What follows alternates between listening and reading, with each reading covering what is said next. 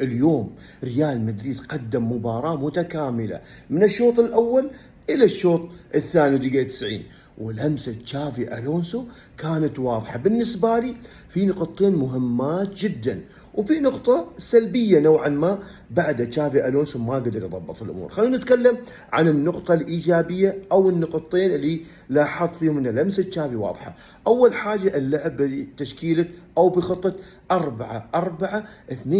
أردا جولر كان في النص موجود فاتح المساحة كلها لأرنولد، وحتى التغيير اللي صار سحب تشافي ألونسو أردا جولر ودخل مودريتش، واضح انه راح يلعب بخطة 4-4-2.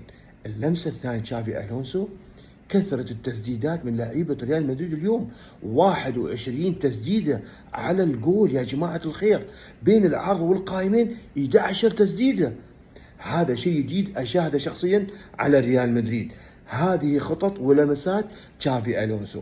السلبية الوحيدة أن ما زال ريال مدريد رغم الكثافة العددية في الدفاع ما عندهم مثل ما تقول تحكم قوي في الدفاع، دفاعهم يخترق بسهولة. أكيد في قادم الوقت راح يضبط ألونسو هذه الأمور.